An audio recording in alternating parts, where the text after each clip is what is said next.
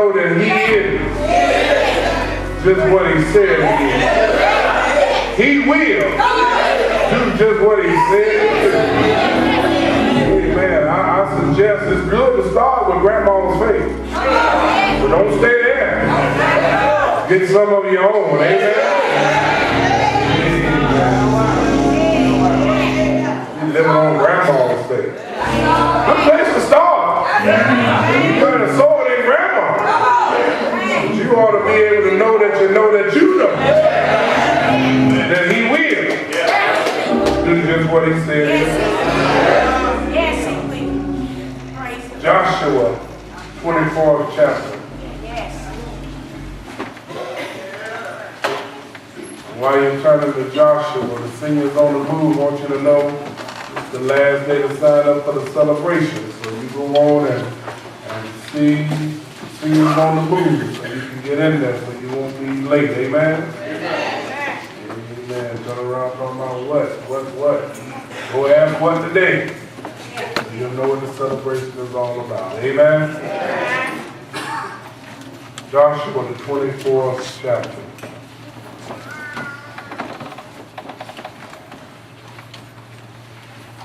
Start there at verse 14. Joshua, the 24th chapter. Look there at verse 14. Now. A lot of people got to get to now. For some reason you're running into problem because you ain't got to now. You haven't seen what he can do for you up to this point. Then when you face something, you can say, now. I saw what he's done already in the past, so now. What happened back then, he's already taken care of that. So I know now.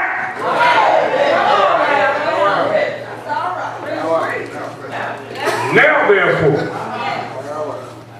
fear the Lord and serve him in sincerity and in truth.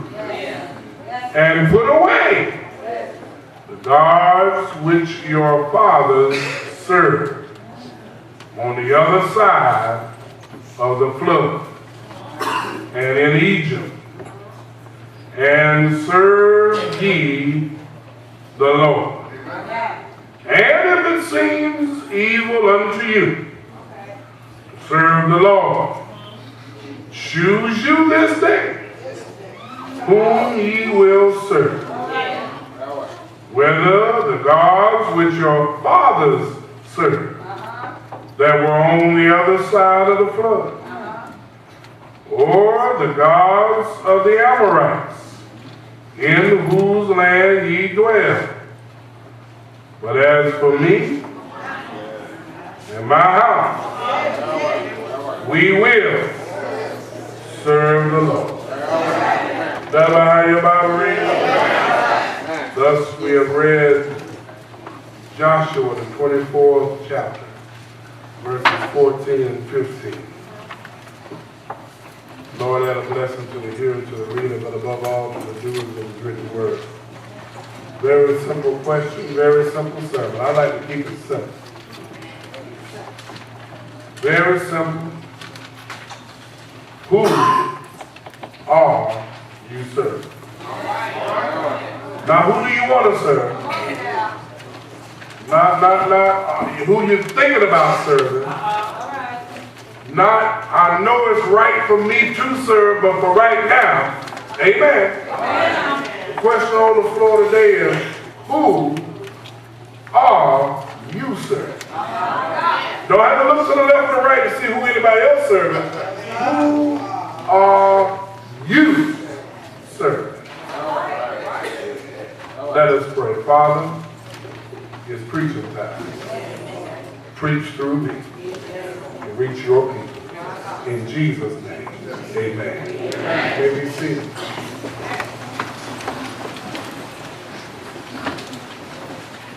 Who decision? A day of decision where you can decide, I'm serving God, And I'm going to keep on serving God. Or a day that you may discover that you've been thinking about serving God. And it's time that you choose to serve God. Have we got a witness in here? No matter what side you're on, it's time to choose who are you serving. When you think about who are you serving, it's possible, my brothers and sisters, to serve yourself. You in it as long as it's going to benefit you.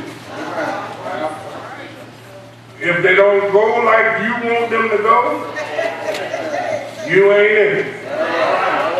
You're choosing to serve yourself.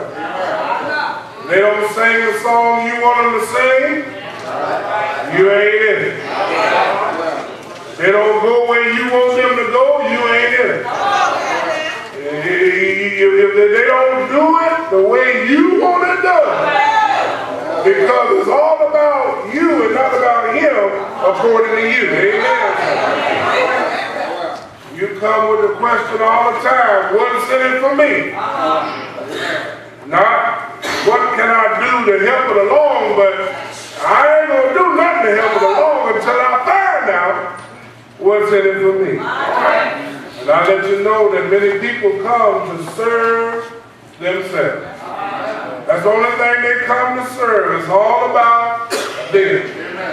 I've always been teaching here at Center Baptist that you got to realize that anything that God gives you, the devil going to put a flip on it and try to get you to buy what he's selling instead of what God is giving.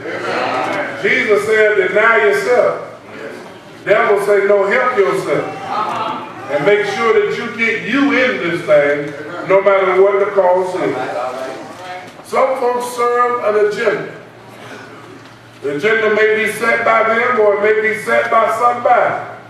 But no matter what comes along the way, the agenda is above what God wants done. Y'all ain't saying nothing this morning. You got to determine today, who are you serving? It's possible to serve an agenda that somebody else has set forth, and you could see that it would be going wrong, but instead of trying to do right, you're sticking to the agenda rather than sticking with the Lord.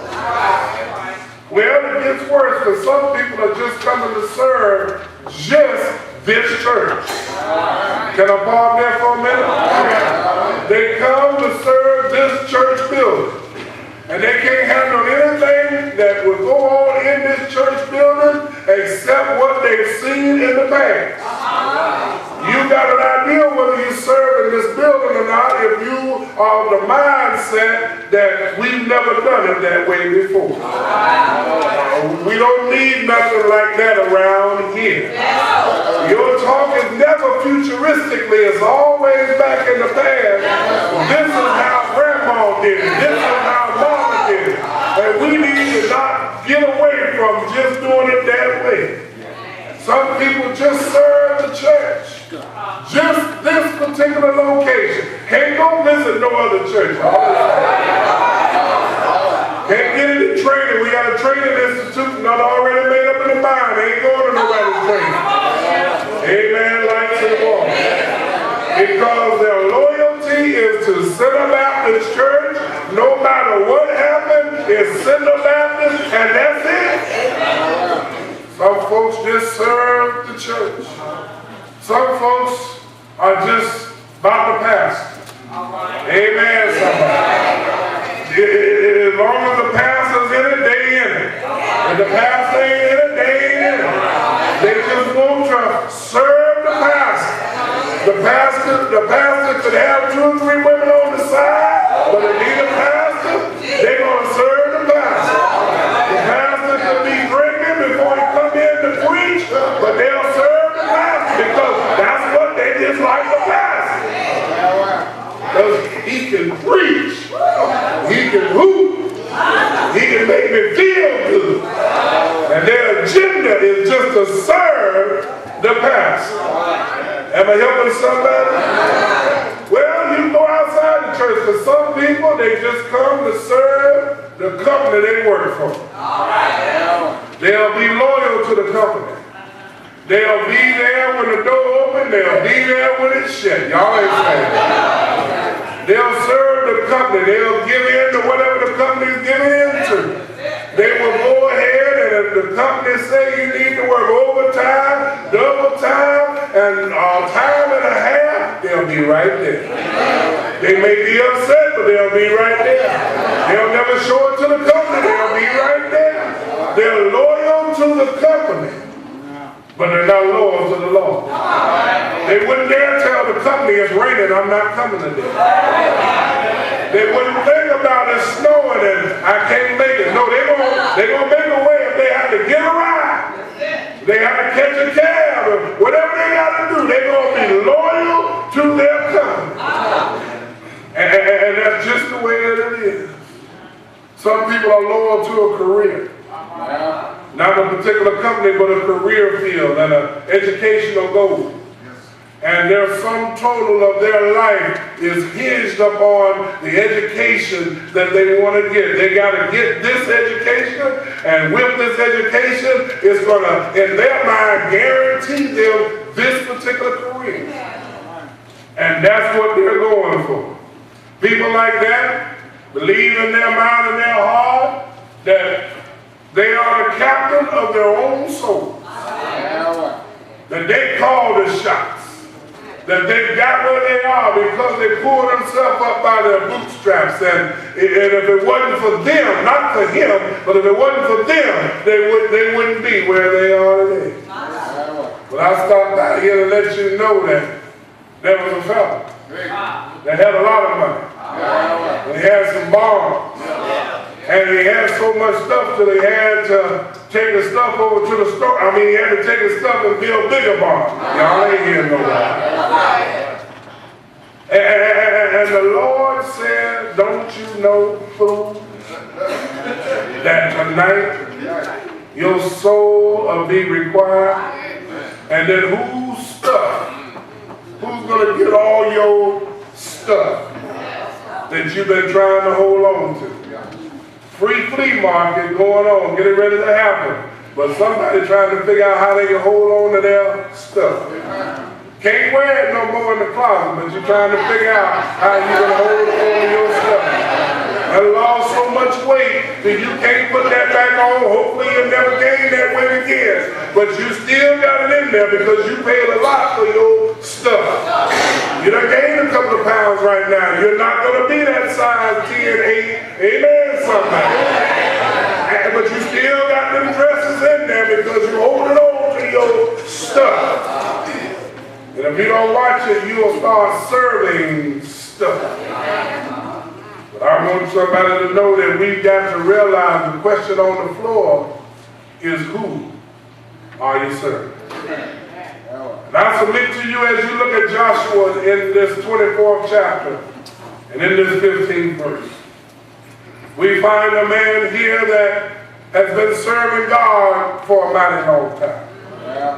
There's nothing wrong with having things, but there is something wrong with things having you. But he gave up anything and everything he wanted and had it to go and follow with the Lord.